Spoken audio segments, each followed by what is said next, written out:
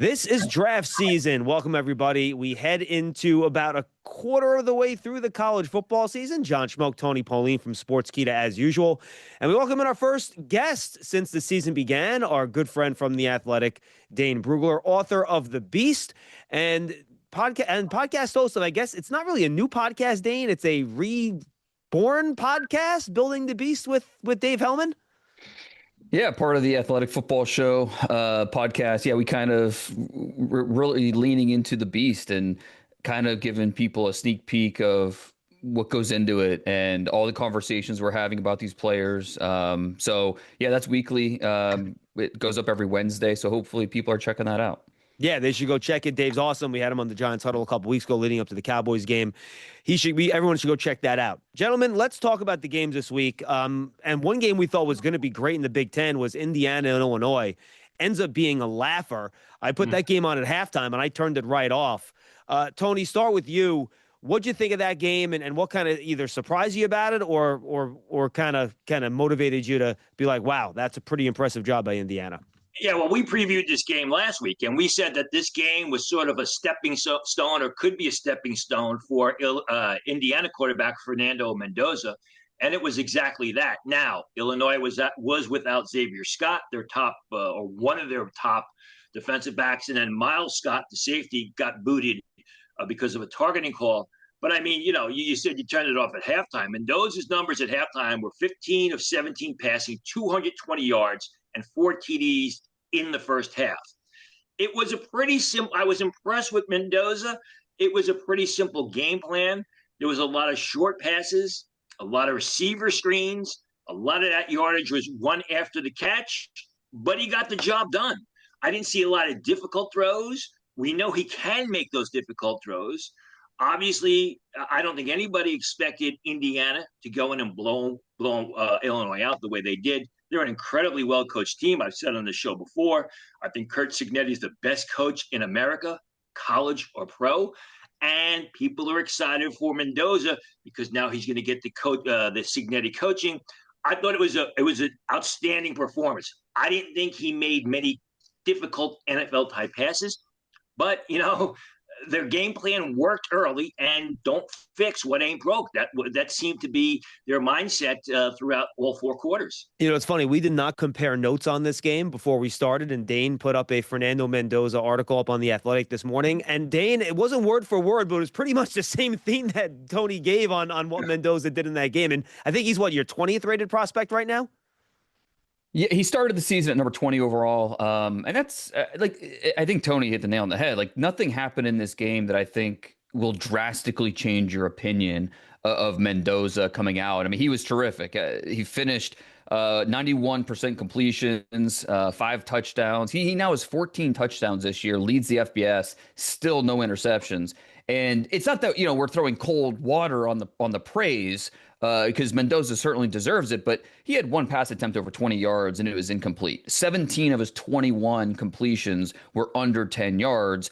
But at the same time, what's the job of a quarterback? It's to take what the defense gives you, move the sticks, put points on the board, don't make mistakes. It's exactly what Fernando Mendoza did in this game. So he certainly deserves praise for that. I think, most impressed with the way he handled pressure, whether, it's against the blitz, especially down in the red zone when things get a lot more condensed. It's easy for quarterbacks to get a little antsy. He was terrific in those situations. He's so smart pre-snap. He understands, okay, if they're going to blitz me, it's coming from here. This is where the vulnerable matchup could be in coverage. He understands where that's coming from. I mean, that's like Tony mentioned. That's coaching. A lot of the preparation that goes into this. But a lot of it's on the quarterback to, in the moment, execute, and that's what he did. So terrific against the blitz, showed his poise, his accuracy. He's not an elite physical talent. The size is good, but the arm strength, the mobility, it's more good than great, and sometimes that'll pop up. But in a game like this, where he just got the ball out of his hands, found the open player, I mean, he was terrific. No question about it. I want to jump to Oklahoma and Auburn here. And by the way, kudos to myself for not calling him Ramiro Mendoza, former Yankees relief pitcher, because I've been doing that for about 2 months. Good job, John. we have a bunch of Oklahoma guys in the second part of the show, so we'll leave those guys alone. But I know both of you guys really love the Auburn offensive tackle, who are kind of creeping up draft boards here. How do you think he did in that game against Oklahoma, Dane? We'll start with you on this one. I thought he, held up pretty well. Xavier Chaplin, left tackle, transfer from Virginia Tech. He's a big guy, and he does a very good job staying square to rushers. And even though I think there are some flexibility concerns, and that shows up when he's trying to recover, if you stay in front of your guy from the get-go, you're going to be in good shape. And so he's still a young player in some of those areas, but I thought he held up pretty well for most of this game. Now, our Mason Thomas, who had some noise in the second half of this game, he missed the first half, and so we didn't get some of those matchups. But our Mason Thomas certainly showed up in the second half when he was back out there. So I think some of that was not against Chaplin on the left side. So this is an Auburn offensive line that is talented, but Oklahoma, they found some success, and part of that's, I think, Jackson Arnold holds the ball way longer than he should, and that's kind of the Achilles heel with this offense. But I thought Chaplin, for the most part, did okay. Tony, how about Chaplin for you, and any was jump out for you in that game? Yeah, I like Chaplin. I thought he was okay, but he didn't look like a top 10 player in this game against Oklahoma, and that's what I rate him as. So I guess in the overall scheme, I thought he should have been a little bit better. Not that I dislike him, not that I thought he played poorly. I just was so high on him. I mean, I did a mock draft before the season. I had him going top 5. That's how highly I think of this guy going back the prior 2 years at Virginia Tech. Now, obviously, you go from Virginia Tech to Oklahoma at SEC, it's going to be a step up in competition. And as Dane pointed out, that Oklahoma front four, defensive front four, they got a lot of talent. They're probably mid round picks, day 3 picks, but they're talented guys. And I think that, as Dane pointed out, the Auburn quarterback holds the ball a little bit too long, which makes the offensive line's job that much harder. I think Oklahoma's offensive line also stood up well against the Auburn pass rush. Keldrick Falk, 1 sack, 1 tackle for loss, had some pressures, but he wasn't the dominant force I think I expected him to be. I thought he was going to really overmatch that Sooner offensive line, and it came in spurts. I mean, Oklahoma was able to move the ball down the field. Robert Woodard, the other pass rusher that people tend to forget about, he had a solid game, but it wasn't the dominant performance that I expected from either Chaplin or Falk. What'd you think of Falk, Dane? Yeah, I think that's fair. I mean, with Falk, it's really the traits that you're betting on. It reminds me a lot of Mikael Williams from last year coming out of Georgia. Like, you see the ability, you see the flashes. It's just you just want it to be more consistent. And with Falk, he doesn't take over games necessarily, but you will hear his name called throughout the game because he is making those plays. You just wish for a guy that we're talking about as maybe a top 5 overall pick. He was a little more dominant, especially in a big game like this on the road where, your offense is struggling. You, as a defense, you need to go make a play. And Falk was fine. When you look at him through the lens of a possible top 5, top 7 overall pick, he wasn't as dominant as maybe you would like to see. No question about it. All right, Miami and Florida, guys. Obviously, Florida has their problems, especially on offense right now. It's been a struggle for them. Tony, anybody jump out at you in this contest? No, and Carson Beck didn't jump out at me. People are talking about him as a Heisman Trophy, top candidate for the Heisman Trophy, an early pick. I mean, I think the best thing that Carson Beck did was he didn't get his team behind the 8 ball as he did at Georgia. I mean, he's got the physical skills, but he's not a difference maker as far as I'm concerned. He's a nice quarterback. He's not a guy that's going to carry a team on their shoulders. I think people got all excited that first game against Notre Dame where he played relatively well, but we're seeing now that, Notre Dame has its struggles, especially on defense. I think the big takeaway for me was really Carson Beck could not put Florida away until late in the game when the opportunities existed. Dane, your thoughts on that game? Yeah, I mean, I think I echo a lot of the sentiments with Carson Beck. Good on him for what he did in the opener against Notre Dame to kind of get that monkey off his back. He's had to live with, the way things ended at Georgia, the way the season was disappointing. He had to live with that over the entire offseason. The elbow injury, wasn't able to throw for so long. For him to go out there and play like he did against Notre Dame, great. That was good for him. But I do think, yeah, we need to pump the brakes a little bit in terms of him being a top 50 type of prospect. I don't think he's necessarily done anything to deserve that type of praise.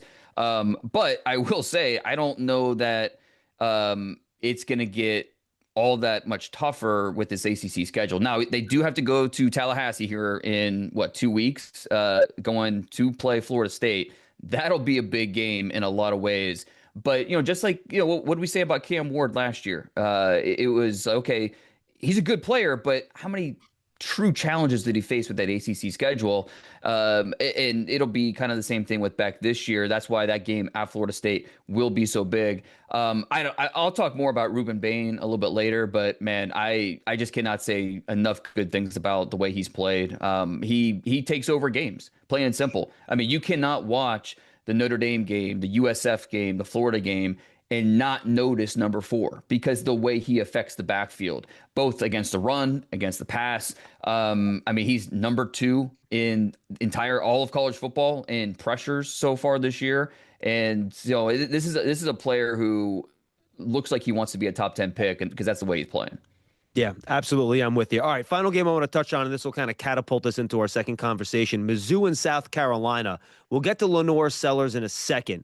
Before we get him, Dane, the Missouri run game has impressed me this year. They've come off to a pretty fast start. Anyone else in this game besides Sellers that you think is worth noting and talking about?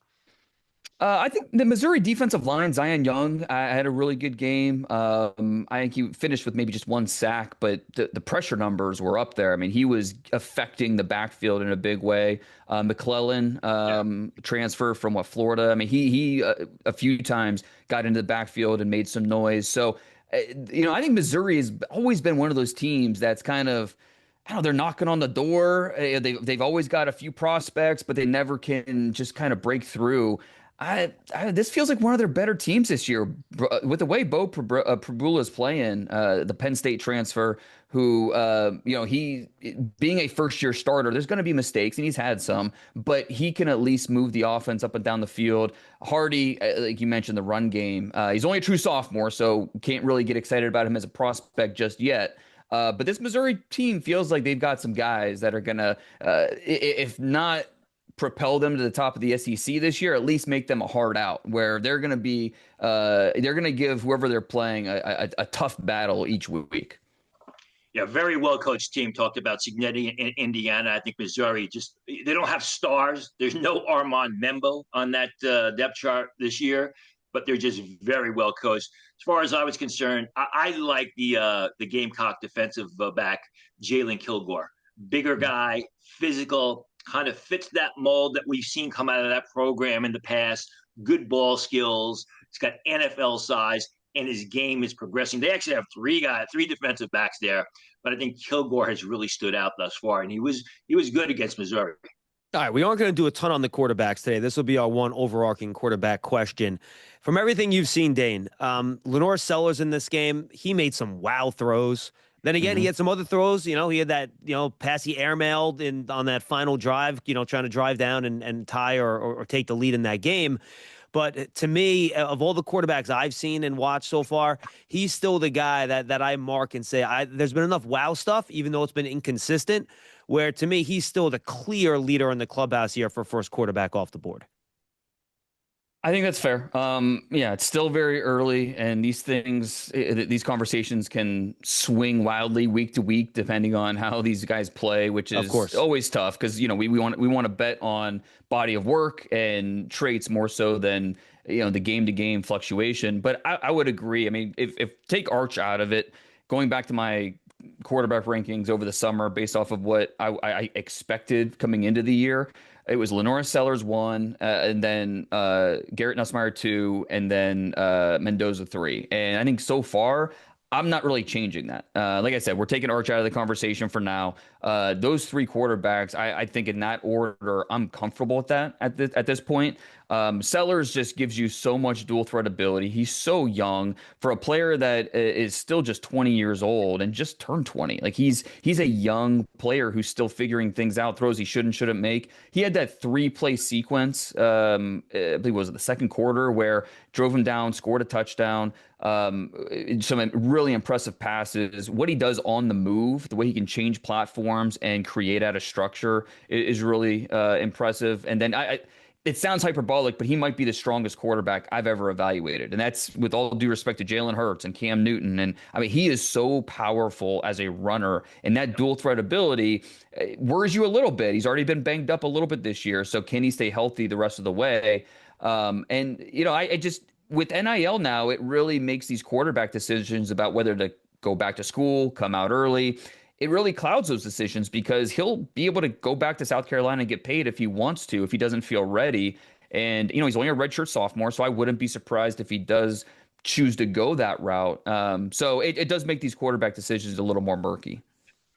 Yeah, I mean, listen, if you follow me on Twitter, going back to August, I put out a tweet after watching the South Carolina film from 2024, and I said, if the draft were held today and I had the top pick and I needed a quarterback, I'm taking Lenore Sellers, and he's not disappointed. The thing about it is he makes all the throws. I mean, he can power the ball through the tight windows. He gets the ball through the tight spots with great speed and accuracy. But as you saw Saturday night, he can also put touch on the ball downfield. I mean, he will deliver, nicely place the ball into the receiver's hands. I think the other thing that, you know, you need to talk about with Sellers is doesn't have great talent around him. He doesn't have great pass catches. People talk about Nick Harbor. Yeah, he's developing, but Harbor, as far as I'm concerned, is still a track and field guy trying to learn the receiver position. You look at Cam Ward last year. You look at Shedeur Sanders. You know, you look at Jackson Dart. These guys have a lot of talent to throw to. Sellers is basically the man in the South Carolina offense, and he consistently pushes them up and down the field and moves the offense. There's still some things in his game that he needs to iron out. You know, as Dane pointed out, he's a redshirt sophomore. I love his game. I love his upside. Dane talked about how strong he is. I mean, he's not only strong playing, he's got a strong build. I mean, he's a guy who will be able to withstand the pressure, withstand the rush, and get the pass off with defenders draped on it and make good passes. Listen, we talked about him 2 weeks ago, John, and he was my number one quarterback. I think, again, as Dane pointed out, there's a ways to go. But I said in August he would be the first pick in the draft. I say today's the September 23rd. I still think he's the first pick of the draft. Now, you guys have a much more complete, thorough, and historical knowledge of the draft than I do. But I feel like at this point in the process, guys, this is a much more unsettled class than we're usually looking at. And I'll put it to you this way, and I want to get your guys' take on this. At this point last year, I think we all felt pretty darn good about Travis Hunter being a top 5, top 10 pick. We felt pretty good about Abdul Carter being a top 5, top 10 pick. We felt really good about Will Campbell being a top 5, top 10 pick. We knew Ashton Genty, you know, running back aside, was one of the top 3 players in this draft class. You know, Kelvin Banks is someone we had talked about. Right now, Dane, who are you confident enough to say when we do this draft in April, right now, that, all right, I feel really good that this guy's going to be a top 10 pick and he deserves to be there? I mean, I think your overall point is absolutely correct. Like it's just, it feels very unsettled at the top and in the top 10. Part of it is the uncertainty at quarterback. Well, I mean, I agree about Lenore Sellers. If he comes out, I do think he'll be a top 10 pick. But you know, there's still question marks about that. I mean, like a guy like Caleb Downs is, you can make an argument as the best player in the country, but you know, we don't see safeties go that early. That's just the NFL has told us loud and clear how they feel about drafting safeties.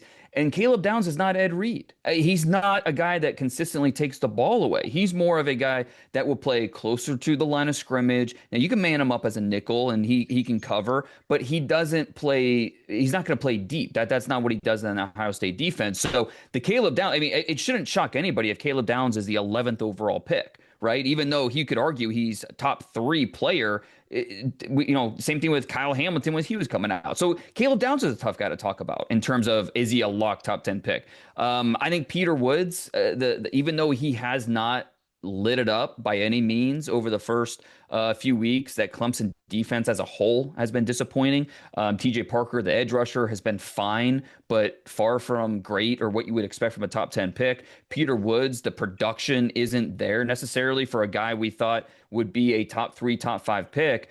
But I do think that he's still making an impact. And I think it's harder to find those guys, the defensive tackles, the interior defensive linemen who have that type of talent. So if I had a bet on one of these guys, I think I would lean towards Peter Woods, as who entered the year as my number 1 overall player in this draft. And I don't think he's lived up to that. But if I had a bet on one of these guys being a top 10 pick, I think it would be him. How about you, Tony? I'm going to say, I think, kind of to divert, but also agree with Dane. I think a lot of the top 10 is kind of in flux because, in my opinion, Clemson's been so poor this year. Whether TJ Parker, Antonio Williams has not played because he's been injured. So I think that has basically put it in flux. I absolutely agree about Caleb Downs. Wrote about this, right after the 2025 draft was over. Caleb Downs is going to be the best player, could be the best player entering the draft, but he plays safety. But I think he's also the type of safety that, in my opinion, he's Brian Branch squared, if you get my drift. I mean, he can do a lot more things than Brian Branch, late second-round pick who's having great success with the Detroit Lions. I would put Keldrick Falk in there. Even though he's disappointed me, I think the explosion that he shows, the versatility. He's not just an edge rusher. You can drop him off the line of scrimmage. He makes plays in pursuit. I think he's going to be a top 10 pick. My heart says Xavier Chaplin, but my head says, well, let's just wait and see how the rest of the season plays out. So I would go absolutely with Sellers. I would go with Caleb Downs, and I'd throw Keldrick Falk in there as 3 guys right now that I see as potential definite top 10 picks in 2026. All right, neither of you. One more guy I would throw in there, Spencer Fano from Utah. I would throw him in there as well as a guy that I think. I want to see him to get stronger, especially in the run game. Against Texas Tech, which was a great, I think, barometer for those Utah tackles over the weekend. It wasn't perfect by any means, but I think he has done enough where you're excited about what he's going to look like in 2 years and 3 years. And so I think Spencer Fano is the Utah right tackle. He would be in that conversation for me to be a top 10 pick. When you stack it, I'm just not seeing 9 players better than him so far for next year's class. Yeah, Dane, you absolutely beat me to the punch. So, Tony, I'll throw it back to you. And you mentioned Chaplin. Offensive tackle could end up being the best position in this group. What other tackle should we be keeping an eye on that could try to push their way into that top 10? We all know how needy the NFL is trying to find offensive tackles that can start. Potentially Caden Proctor of Alabama, maybe the next J.C. Latham. I think the guy plays on the left side in college is going to be a good right tackle, fundamentally sound, plays with great pad level, moves relatively well, and he's a mountain of a man. Maiagoa of Miami, I don't think he's a top 10 pick, but I think he could be a top 20 pick, maybe a top 15 pick. He's an athletic right tackle. Fano, the other kid from Utah, Caleb Lemieux, who plays on the left side. He's got to get a little bit bigger. He's got to get a little bit stronger, but has those traits. Keep an eye on Ryan Baer of Pittsburgh, their tackle. He is a big athletic guy that has just played better and better and better. He is a 4th-year junior. I'm pretty sure, barring injury, very likely to enter the draft. A lot of people don't talk about him, but I have, again, not a top 10 pick on him, top 10 player, but in my mind, a guy who will battle to be a late first-round pick. Dane, you mentioned that Texas Tech Utah game. Anyone else jump out at you in that contest? I think we talked about the Utah tackles, but the defensive line for Texas Tech, they were a big reason why the Red Raiders came away with that win. They're all transfers. Romello Heights and Bailey on the edges. I they love were Bailey. Really disruptive. He's great. Oof. He's so explosive. Now I do worry about him being too much of a one-trick pony where speed, burst off the edge, it's explosive. There's a place for that in the NFL. But do you have to hide him a little bit versus the run? Can he be a true every down player? Those are some of the questions I have with Bailey. But again, you're just not going to find many guys that have that type of burst off the edge. The guys on the interior were awesome. So Rodriguez, the linebacker, had an outstanding game. So that Texas Tech defense is obviously not what you think about when you think of the Red Raiders historically, but they've really invested on that side of the ball, and it showed big time in that win. And it's past due, we talk about Texas Tech as being a true contender for the playoffs because of the way they can win in the Big 12 and the way that they can make some noise down the stretch. Yeah, Dante Balfour, the cornerback, the Charlotte transfer from Charlotte. He's got Mhm. excellent size. He's flashed some ball skills. I thought he played exceptionally well against Utah. You mentioned that defensive line, all his transfers. Lee Hunter, the Central Yeah. Florida transfer, who was a good player at UCF. I mean, he was a consistent player, had a lot of good moments in that game. All right, so let's get to exercise. And the reason I kind of put the show together this way is that we talk about it being an unsettled draft class, which means there's going to be a lot of opportunities for players to kind of step up, break out of maybe what the picture we've put on them over the course of the summer and last season and what they've done in college so far, and take a step here and be a player that fights into the first round, maybe even fights even further than that. So I had Dane and Tony to get kind of one player from most of these positions that they think have really outplayed their preseason expectations. A couple spots, we have the same guys. Most of the spots is a little bit different. I think this will be fun. But you guys both have John Mateer as your quarterback. Dane, why John Mateer? Yeah, I think that the Baker Mayfield comps feel way too on the nose, but it kind of fits. I mean, guys that were overlooked out of high school, transferred to Oklahoma, they're short, but they're not. They're built really well. A good arm, really juiced up competitors. They use any type of doubt as fuel, and they just there's no doubt who's the leader of those offenses. Now, I think there's two main differences between these two players. Baker was, I think, more naturally accurate. Mateer has much more twitch and is more of a dual threat weapon.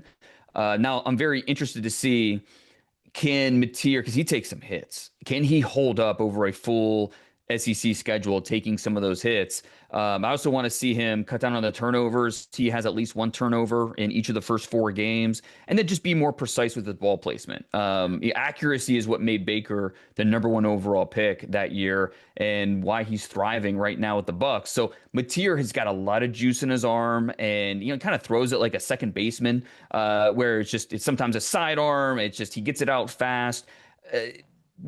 Just maybe making sure that he's proving the scouts he can consistently put the ball where he wants. That needs to be the priority for him over the second half of this season. But I think based on what we saw at Washington State, there were reasons to be excited, but also reasons to, I'm not sure this is really going to work in the SEC. So far, it has worked terrifically. And I think he's right there in the Heisman conversation. And he should be mentioned as a guy in this quarterback mix that's moving up a little bit. Yeah, first thing is kudos to Jim Nagy, right? A friend to all of us going to Oklahoma and bringing a guy like John Mateer in. I agree with the accuracy part, and we've talked about it on this show before in the past with John going back to the Michigan game. You see a lot of passes, receivers are leaving their feet, receivers are slowing up, adjusting backwards rather than the pass placement. I think those interceptions are the result in that he seems a little bit late pulling the trigger. But he's answered the call, and he's done so, in big games. First against Michigan on a Saturday night, where Oklahoma, just dominated Michigan. And then this past Saturday against a very good Auburn defense. So he's showing his chops. He's showing the ability to step up in a big spot, going from Washington State, who last year, in the Pac-2 was playing the San Diego States and the Oregon States of the world, now in the SEC. So, again, from where I had him rated coming into the season, I was kind of take a stand back and take a wait and see approach. He's obviously answered any question that I had and has exceeded them. I agree with a lot of the concerns. Holds the ball a little bit too long. Doesn't have a big physical body. Gets pounded. Those things are going to have to be ironed out. Draft season is presented by Moody's, a proud partner of the New York Giants. Decode Russ, unlock opportunity. Learn more at Moody's.com. Tony, you mentioned the big game against Michigan that Mateer played. Well, Justice Haynes, Michigan running back. He's your running back choice here. I watched him in the offseason, and I'm like, all right, 3 yards in a cloud of dust type of guy, grinder, not very explosive. Then, he's running away from guys, and no one's catching him. He's a lot faster than I thought he was watching him off of last year's tape. Week after week after week. And, people were talking about him coming out of Alabama last year where he had 448 yards. And I watched and I was like you, okay, there's some skill there. There's nothing great. But every week he's had a 100-yard rushing game in every single week. against Oklahoma. We talked about earlier that Oklahoma front four, which is pretty tough, although Michigan's got a decent offensive line, as they always do. And then this past week, they go into Nebraska. Nebraska lost some players on the defensive line, but they got good linebackers. They got a terrific run defending safety.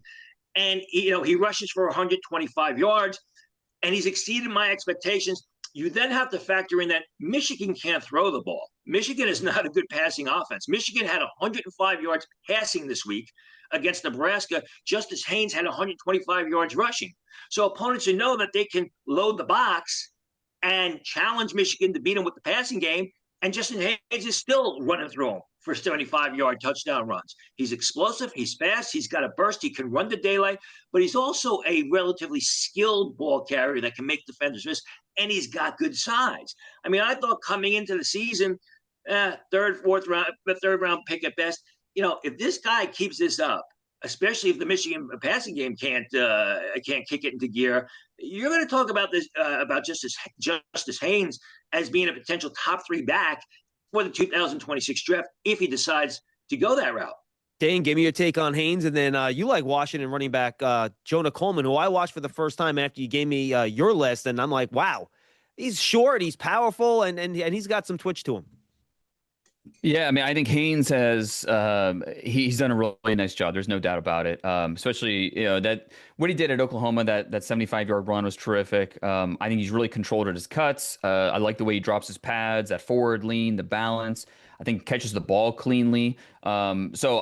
He's a guy that I'm not quite as high on just because I don't necessarily see the same creative athleticism. I think he has the vision and the balance. He's going to get what is blocked for him all day. And with that Michigan offensive line, he's going to be productive. But I don't necessarily see the creative athleticism that I want to see for a guy that I would take in the top 60 picks or so. Now, I think, he's still a really good player. But this is a draft that's just starving for running backs to kind of break out, right? I mean, obviously we have Love at the top from Notre Dame, but then running back 2, running back 3, running back 4, it's wide open. And Haynes has certainly done enough to put himself in that conversation, whether that's the 40th pick or the 70th pick, time will tell. But it's a running back class that feels very wide open. And Jonah Coleman is a player who I think has exceeded my expectations. 5'8", 227, short, stocky, really dense lower half, terrific power between the tackles.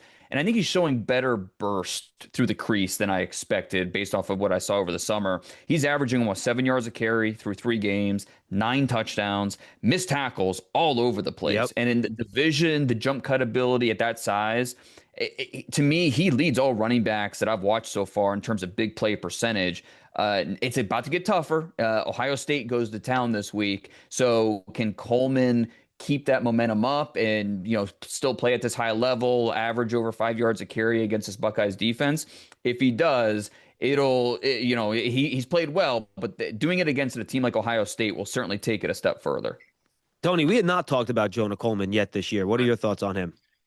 Smart, instinctive, great vision. Being able to make defenders miss is kind of seeing the field and trying to decide what they're going to do. He runs with great balance. He's also a good blocker. I mean, you people don't talk about that, but on those situations where he's got to pick up the blitz, he sees the blitz and he squares into the defenders. I think that's another aspect of his game that NFL scouts and teams are going to like. All right, Tony, let's go to wide receiver, and we'll go to Deion Burks, one of another Oklahoma players that we're going to touch on today. Yeah, and again, coming into the season, scouts had him graded as a day 2 pick. Only played 5 games last year, 31 receptions. We talked about Mateer. Mateer needs weapons, and Deion Burks is this top weapon. 23 receptions in 4 games this year. The explosion, the quickness, the dependability to catch the ball, the willingness to fight to come away with the difficult reception. He's a little bit smaller, but he's a guy that can separate through his routes, finds ways to get open, which teams want. He's got terrific quickness, fundamentally, for the most part, sound as a pass catcher, extends his hands to make the catch away from his frame, and wants to play. The reason I rated him so highly is coming back from that injury, playing only after playing 5 games last year. I think the sky's the limit. And again, I thought maybe day 3, but I think he's moved into the top 100, or at least he's heading towards the top 100 with the way he's playing this year. And Dane, this is why wide receivers are so much fun. You got Burks at like 5'9", I think 188, right? And then you look over and you have Ian Strong out of Rutgers, who's this like monster running around at like 6'3", over 200 pounds. Yeah, and he had a good sophomore year last year, but he looked even better as a junior. 3 games, he's had 3 100-yard receiving performances.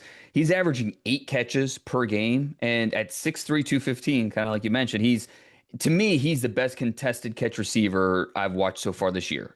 His adjustments to the football, his ability to use that length in his body so he always attacks the ball away from himself, and then the strength to finish. It's really impressive to watch. So on the Iowa tape, all the tapes this year, there are at least a couple contested catches each game that show his ability to box out, catch the ball away from himself, and then just the play strength really stands out. The body control is terrific, so he can adjust to some of these passes that aren't quite on point. Now, part of the reason why he's seeing those contested catches is he's not separating at a high clip, but at the same time, they're giving him a high dose of the back shoulders and the comebacks, and where there's going to be a little more of a crowd at the catch point, and because they know he can come away with a high percentage of those catches. So if you're watching Rutgers, check out Ian Strong. Like I said, I think the best contested catch receiver in the country, and someone who's helping himself moving up a little bit. Yeah. Let me just say, I was going to put Strong in the spot, but since John wanted us to talk about players that are playing better than we had him graded, I actually had Strong graded as a third-round pick coming into the season. I thought so highly of him off the 2024 tape. And you're right. I mean, he is a bigger contested catch guy. If you watch that Iowa game, he made a catch, I believe, late in the second half down the left-hand sideline, which was just spectacular. It's spectacular, but he's not a fast guy. He's going to be a great red zone threat, as he has been at Rutgers. He'll be a great red zone threat on Sunday. Yeah, really good possession outside X type of receiver. I mean, they run so many of those little like 12-yard outs to him where he just breaks off on the corner and catches this ball on the other sideline. Good player. All right, for the offensive line guys, we got a couple of universities here known more for their academics than their football. We'll start with you, Dane. Northwestern, Caleb Tiernan. Tell us about him, left tackle.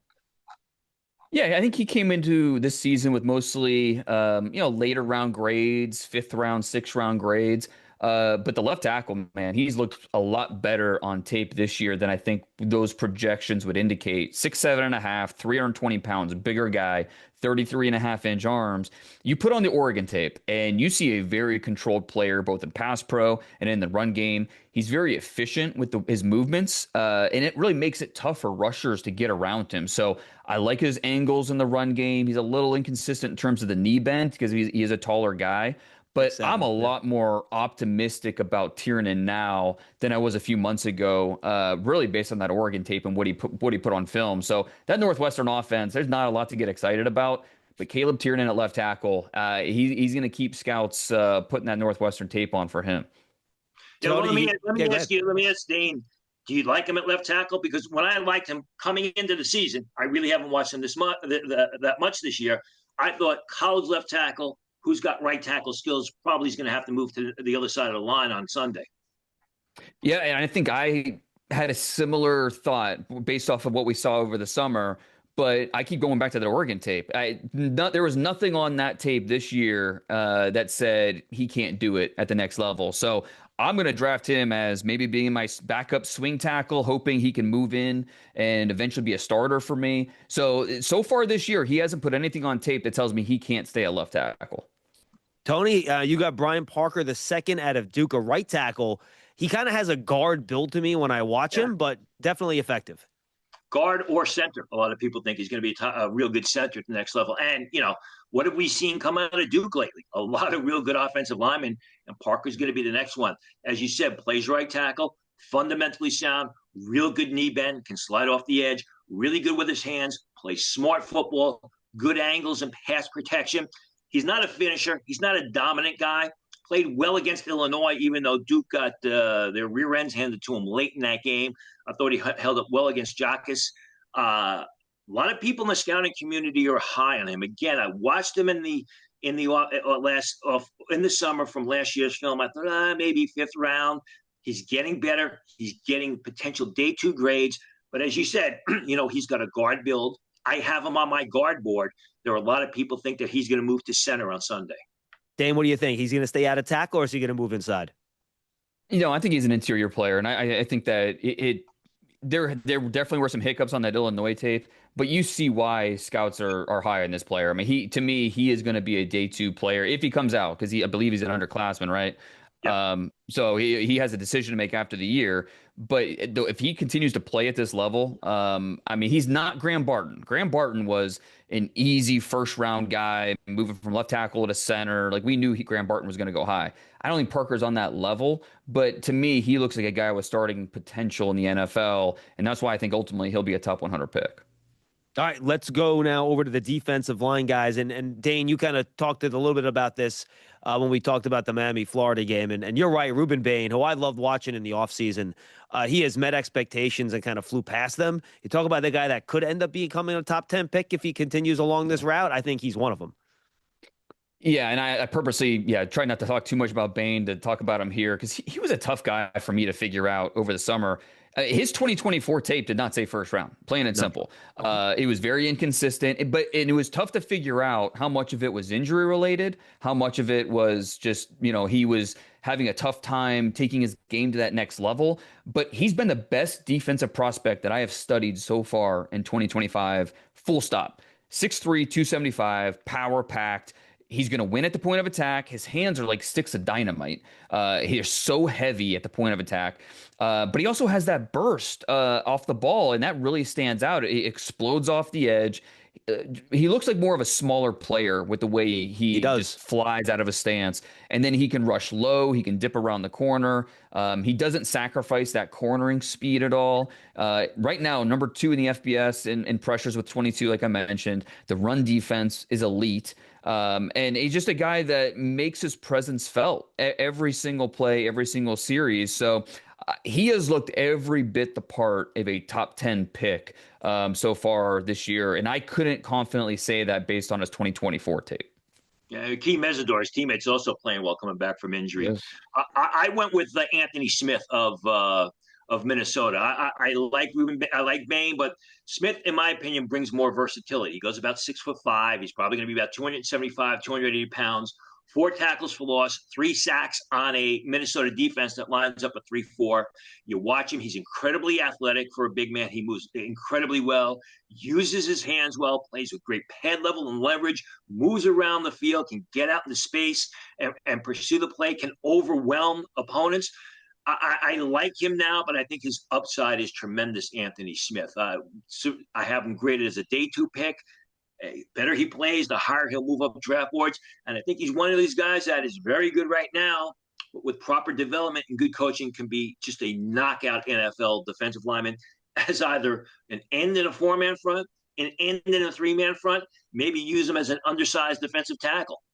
Dane, Tony and I have talked about this. We've had good edge rush classes before, but usually got a bunch of these like 249, 250 pound, 230 pound guys. You just mentioned it. Bain's 275. Smith's 285. Yeah. We got a bunch of like old school Bill Belichick style edge players in this class that for coaches that want that type of edge player, they're going to have a choice of a lot of good players in this class.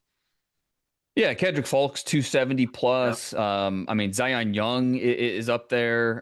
LT Overton is a 275 pounder.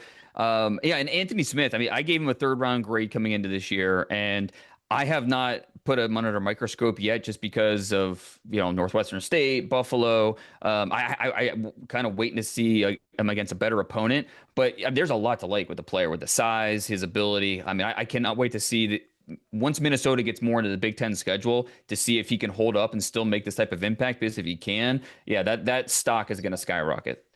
All right, Tony, let's go over to a player that we talked a lot about the last couple of years, and we didn't know what he was going to be coming back from injury. But, man, Harold Perkins looks like his old dominant self. I still think there's still questions in terms of where he's going to fit in when he eventually gets to the pros. And, Dan, I want to get your take on that too. But Perkins has looked great, and I'm really happy for the player after that bad injury last year. I think he looks better. I mean, he doesn't have great stats, 1 sack, 4 pass breakups, 2 tackles for loss, but he's a force. And you can tell that opponents are game planning around him.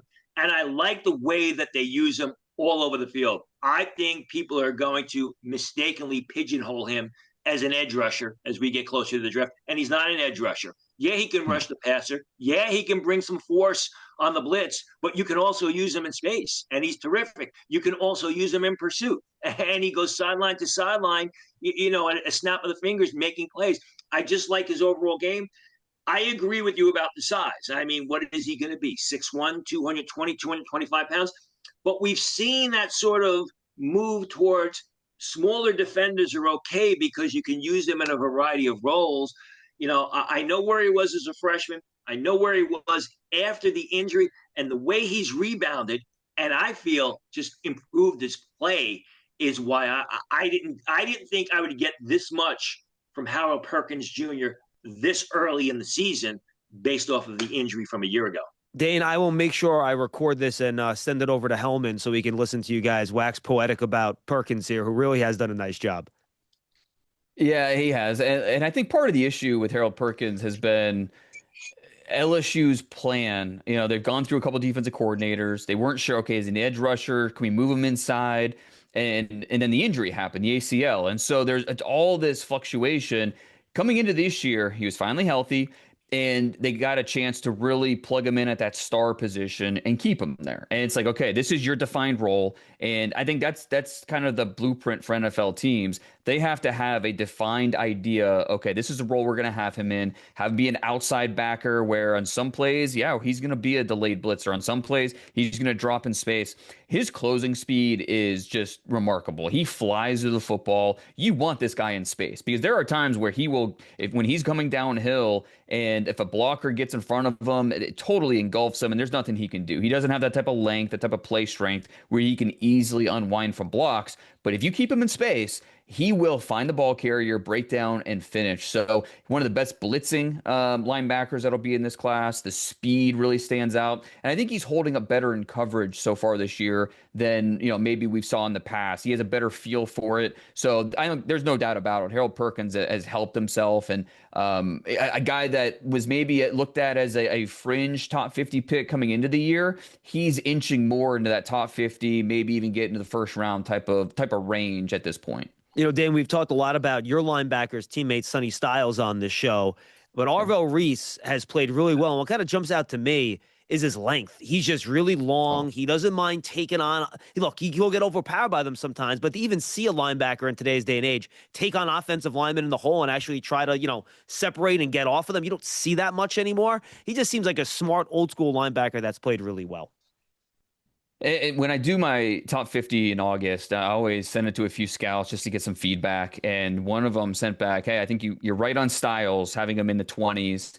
But I tell you what, by the end of the year, your top 50, Arvell Reese will be in there too. Styles' teammate, Ohio State. And he was exactly right. The scout nailed it. Through 3 games this year, Reese has been... He's at least putting himself in the conversation to be the first linebacker drafted. It wouldn't be crazy if Ohio State had the first 2 linebackers drafted with him and Sonny Styles. And I think in a lot of ways, it's when you look at this defense for the Buckeyes, Matt Patricia takes over.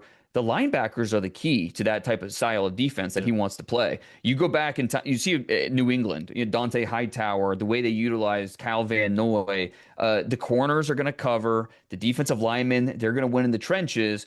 But it's the linebackers that can be really weaponized in part of that scheme. So far, that's exactly what we've seen from Reese, especially go back to that opener against Texas, different types of blitzes, asking him to cover out of the backfield. This guy is 6'4", 240 pounds, long as heck, like you mentioned. And so you see him with the power where he can jar blockers off the spot. He's got bend, flexibility, closing speed, where he's going to chase down the ball. It's just he looks like a much smaller athlete, but he plays like a much bigger athlete. And it's going to be really fun to watch him and Styles the rest of the season. 2 guys that are legit 6'4", over 240 pounds. And it's just a rare combination to have in college football. And so I think scouts are, obviously, they're always excited to watch Ohio State guys, but even more so with these 2 guys at linebacker. Yeah, I mean, I love the instincts. I love the way the guy just came in and took over for Cody Simon. And you remember Cody Simon had all that great talent on the Ohio State defense last year, yet it was Cody Simon who really quarterbacked that unit. I see a lot of that from Arvell Reese, who was a rotational linebacker this year, really from the get-go. You mentioned that Texas game. John and I talked about it. He's got terrific upside. the way he's just come in and has taken over that defense, just the leadership of that defense. Never mind the physical skills, speaks volumes to me. Moody's is a proud partner of the Giants, uniting the brightest minds to turn today's risk into tomorrow's opportunities. Learn more at Moody's.com. Proud sponsor of draft season. All right, guys, final prospect. Then we'll just do the 2 monster games. We'll get out of here. I appreciate all the time. Both of you had the same DB. We've talked about him before, Tony. I'll let Dane take the lead on this. Mansour Delane, who, he's a transfer. Again, just another guy who's very long, Dane, which allows him to kind of play through receivers to get after the football. He's been a revelation for LSU's defense. And, it's funny that at this time last year, he had made my top 50 at Virginia Tech going into his junior season. And so there was a lot of excitement for what he could do last year. And he had an okay season for Virginia Tech. Yeah, I think he had 4 picks. He was close to coming out into the NFL draft. Instead, he decided to transfer, goes to LSU. And I think for those that really focus on the physical traits for the position, which at corner, a lot of people do, I think you're going to be a little underwhelmed with Delane because he's 5'11", 190. He has shorter arms. His arms Does he are really? they're right around Wow. 30 inches. So for a corner, they're not like shockingly small, under 30 inches, but they're like 30 and an eighth, I think. At least that's what he was over the spring.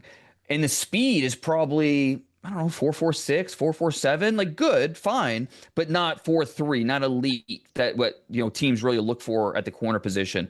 But I want to get that out of the way to say that this guy, what really sets him apart, how smart he is in coverage. You rarely see him panicked or surprised because of his ability to read route concepts. He knows what the offense is trying to do. He stays on top of receivers. He's really good in zone. He can hold up in man. You watch the Clemson tape, the Florida tape.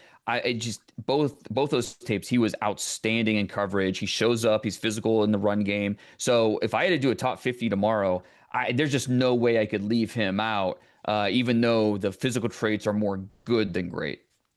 Delane's a guy who, as a sophomore at Virginia Tech, really caught my eye. And I think last year he didn't have a great year because they really weren't challenging him too much. And Virginia Tech a year ago had a real good cornerback by the name of Dorian Strong, who was a 6th-round pick, but quarterbacks seemed to stay away from him.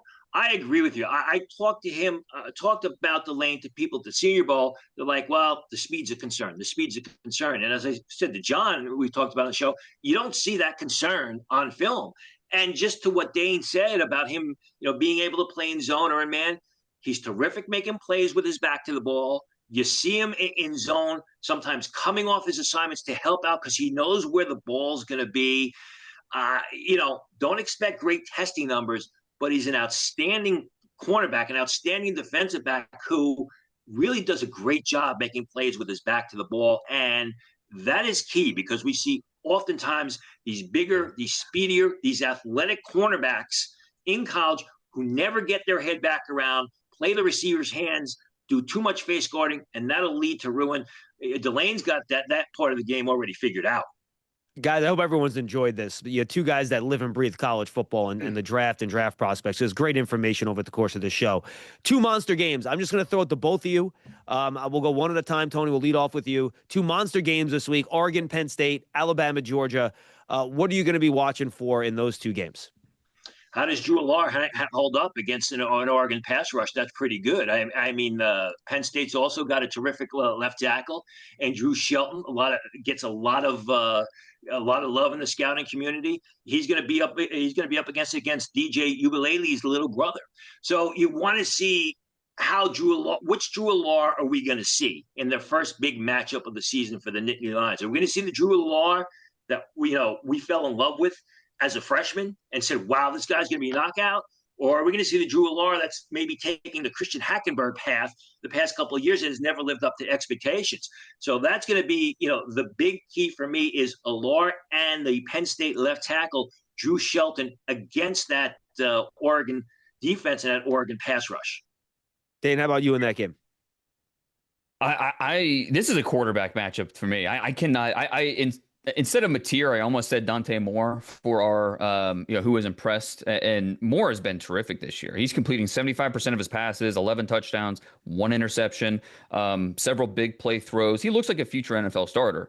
This will be his first real legit test against a respectable defense. Plus, it's on the road in a really tough environment. So, how does Dante Moore handle that? Kenyon Sadiq, hit tight end. He's been my tight end one since the start, top 20 pick. He as a blocker, what he does in the passing game. I think Sadiq is a true difference maker. So, I want to see that more Sadiq connection, see what they can do in this one. And then, I think with both left tackles, really, both these quarterbacks is a big one for them, but also both left tackles. Drew Shelton and Isaiah World, you see the traits, you see the ability. I need more consistency from both these guys because you see why they're both getting love. You see the talent, but they're both, in terms of technical consistency, they need to be better. If you're going to be a first round pick, if you're going to be a top 25 guy, you need to be better. And this will be a great a test for both those guys when you're talking about Uwe Gailey and then Danny Dennis Sutton for Penn State. So yeah, we could talk for hours on the prospects in this game, but the quarterbacks and the left tackles, I think this is a big matchup for those guys in terms of this is a tape every single NFL team is going to watch. There's going to be a lot of NFL personnel in actually in person to watch this one, but then every NFL team is going to watch this tape. So this is kind of a chance to make your statement, and I think it's a big opportunity for all those guys. And John, you talked about bigger defensive ends. I am a big fan of Dennis Danny Sutton. I always have. I know he took a backseat to Abdul Carter, 6'5.5", 270 pounds, a legit high 4'6", low 4'7" guy. Really stood out in the playoffs when Abdul Carter struggled with that shoulder injury last year. So yeah, to that point, that's another matchup. My opinion, Dennis Sutton just does not get the love he deserves outside the scouting community.